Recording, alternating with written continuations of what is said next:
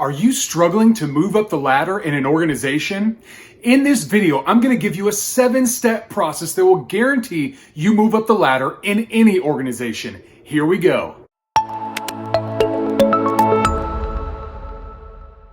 I have a warning for this video. If you put these 7 steps into practice, you will be asked to take on new leadership roles. You will be asked to be on steering committees for nonprofits. You're going to be asked to take on a board position at your favorite professional club. You are going to be asked to take on more responsibilities than you can even handle. How do I know? Because it's happened to me. So you've got to be very clear on your priorities. And I do have a video all about that right here in the cards. Step 1, show up. You've got to show up. I love a quote from Jerry Jones, owner of the Dallas Cowboys. He said, the greatest ability in the NFL is availability. It doesn't matter if you're catching balls or making sales calls. You've got to show up to go up. You've got to make yourself available. The same thing is true with your employer. If you're always looking for opportunities to ditch responsibilities or not show up or get an extra day off here, a few extra minutes off here, finding loopholes in the system, no one is going to ask you to move up in the organization. I know some people that are watching this right here, I would say 50% of the people watching this video, if you just do step number 1, you make yourself available, you show up, you demonstrate that you want to be there while you're there, you are going to move up in the organization that you find yourself in. You'll move up the ladder. That's step 1. Step number 2, be good at what you do. This is all about competence. Competence. Now, I've talked about competence before. I've got a video right here in the cards. You can check it out and know more about what I'm talking about and how you can increase your competence. But what you want to do is you want to be good at what it is that you do. Now, that doesn't mean that you have to be the best at it. And let me explain, because we want to be the best, right? We want to be great at what we do. But let me explain this. My gifts are communication and leadership. I worked at Costco many years ago and I drove a forklift. I'm not the greatest forklift. Ask anybody that worked with me. I've hit a few things in my day driving a forklift. But I was good at it. I was good at my job and they could count on me to get my job done. And that enabled me. I could take what I was good at there and I could parlay that into other responsibilities. And when a leadership responsibility came available, I was competent in my role and they recognized my leadership abilities and I stepped into that role. So you got to be good at what it is that you do. Now, let me balance this one. I just said that I was good at communicating and had leadership skills and gifts.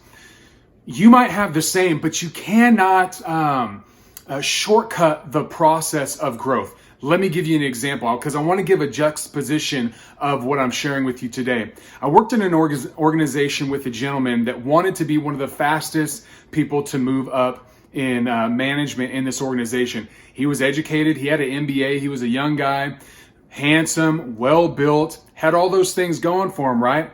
But he wasn't great at his job. And he didn't even make it a priority to be great at his job because he thought it was beneath him. He thought, hey, I'm moving on my way to leadership. I'm moving on my way to management. So I don't have to focus on this part of it. I don't have to worry about connecting with my my peers, my fellow employees. I don't have to worry about being good at what I'm at right now. And I don't even have to be good at relationships. He was very aloof. What ended up happening to him? Well, he didn't rise up into management, still isn't into management this day. I'm telling you, you've got to enjoy the process along the way, know where you want to go, but be good all the way along. Step number 3, figure out who the major players are in your organization and introduce yourself to them. Now, this needs to be done tastefully, but you want to do it confidently as well. And I have a video about confidence and how to increase your confidence right here in the cards. But what I want to encourage you to do is walk up, introduce yourself, let the influential person in that organization know who you are, whether it's a nonprofit, whether it's a club, or it's in the business that you're working at, whether it's a senior leader, a VP, the CEO, the COO, the people that are decision makers. You want to get on their radar in a tasteful, natural way. Let me give you an example of this. I was at a Chamber of Commerce event in my hometown here in Fort Worth, and the Tarrant County Sheriff was there, Sheriff Wayburn. Now, this isn't a small county. This is a county of over 2 million people. Sheriff Wayburn is highly influential and is actually good friends with Chuck Norris. Pretty cool. Anyways, so I introduced myself to him. I made a brief comment about how I appreciated the topic that he shared on, and then I exited. Well, a few months go by, and I was asked if I knew anybody that could speak on a topic of adoption at a nonprofit that I was a part of. I thought about it, and that's exactly what the sheriff had spoken about at this event. I thought, you know what? I'm going to reach out. I'm going to contact his department and see if I can bring him in as a speaker. I reached out. I asked the question. I was remembered from the introduction at the Chamber of Commerce event. And bada bing, bada boom, we brought the sheriff in to speak at our event. And I got to have lunch with him a couple times. Just a wonderful event. So what do I mean by introduce yourself, connect with the influential people? I mean just that. Walk up to them confidently, securely, briefly, shake their hand, make a comment or two, introduce yourself, and exit. And you'll have that in your back pocket for later when you need to use it. Number 4, strategically self-promote. Okay, now I know you're probably thinking this kind of sounds weird. And I was actually talking to one of my coaching clients today discussing just this and explained it to her. And let me explain it to you. What I mean by strategically self-promote, nobody likes it when you're just always talking about yourself. But there are ways that you can emphasize, put some emphasis around what it is that you've done that's great. And I don't think there's anything wrong with that. Just think about commercials for businesses. Businesses talk about it all the time. There's a hurricane, there's a tornado, there's something bad that happens. And what do? They record the relief effort that they do. They get some pictures of the help that they gave, and they say, hey, we donated $1 million because we care about you. That's shameless self-promotion, right? But we go, oh, wow, that's awesome. I like that organization. So how do you do that on a personal level? Well, I was working at Costco years ago, and at Costco, they bring everybody in part-time. We opened the store, and everybody was part-time, same playing field. We knew that some people were going to drop off, and only a few people were going to get full-time. I had a wife, and still have a wife, and a young daughter at that time. And I wanted to get full-time for my family. And so I was asked to go outside and push carts. Now, this is a hot Texas summer day, and it's a Saturday with a brand new Costco. So the place is packed. All the carts are out in the parking lot, none to be found up front. I looked outside. I said, I'm going to make it my personal responsibility to get these carts out of the lot and up front as fast as possible. I'm going to run if I have to. And it took me about 2 hours. But when I was done, I was soaked. I mean, disgusting, right? Head to toe. I was a little embarrassed, except I was so exhausted that I didn't care. Walking through the store, because not only was my shirt soaked, which is kind of, you'd expect that, my shorts, cotton shorts, were completely soaked with sweat. I didn't pour water on myself. This was all sweat. It was gross. But what did I do? I made sure I walked past on my way to the restroom to kind of dry my face off. I walked past the key supervisors, the key managers, the key leadership in the organization, and they saw how sweaty I was. And I tooted my own horn a little bit. Hey, got all the carts in. And they go, wow, you look gross. Go clean up, right? But what did it do? It left a lasting impression in their mind that I go above and beyond to get the job done. And what happened a few months later? I was asked to come on full time.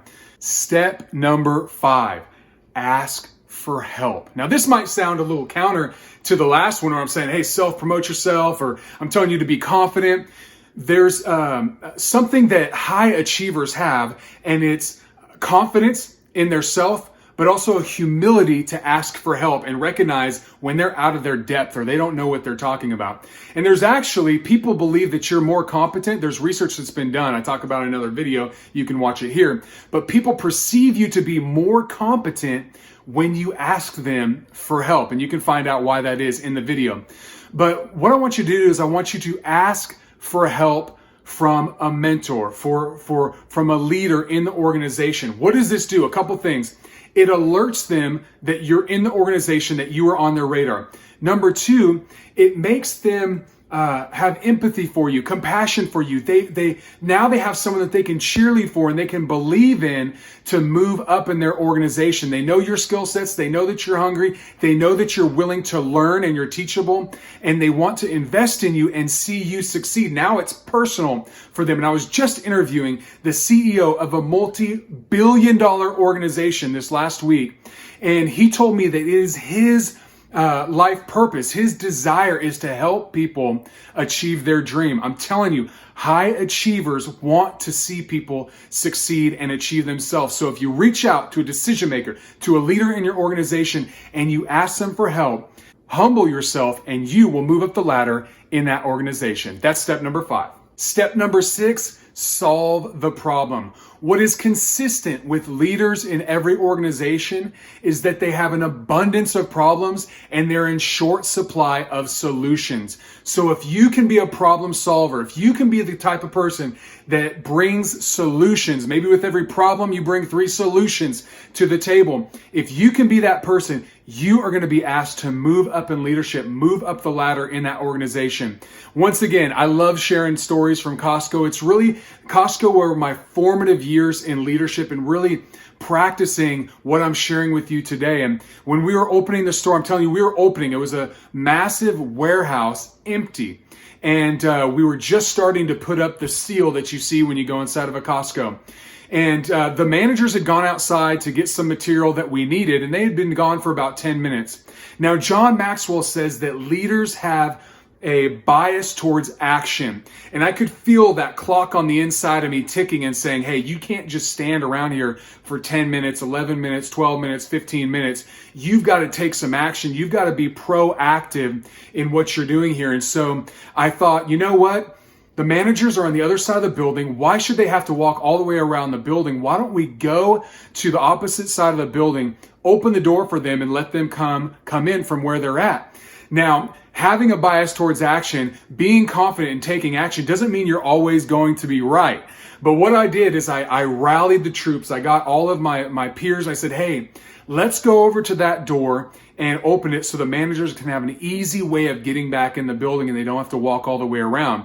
Everybody thought, sure, why not? We're just standing around. So they followed me. We went over to the door. I opened the door. The managers are nowhere to be found. They're about 50 yards in the other direction. And so what do we do? Simple fix. We walk over to the closest door to them, open it up. They're able to come right in and we work. What did that do for me? Well, that day I became a leader in the eyes of my peers. So when I did get full-time, like I told you, it wasn't a surprise to them. Part of moving up the ladder is not just impressing your leaders and those that are actually making the decision. It's having good rapport and connection with the rest of the people on the team. When it's an easy, yeah, they're the one that should take the management position. Oh yeah, they come in early, they stay late, they work extra hard, they take on more responsibility than I'm willing to. It's easy for them to accept you moving up the ladder, and if the leadership asks them what they think, they're going to say, hey, that guy, that gal, they work really hard. I think they're the one that should move up the ladder. That's step number 6. And step number 7, repeat the process. Do it all over again. This is not a one-time fix. This is a lifestyle. This is a way of thinking. This is an operating system that you need to adopt and begin to put into practice over and over and over again. And some of the things that I shared with you that you thought, oh man, self-promotion, I don't know, strategic self-promotion, I don't know about asking a mentor, I don't know.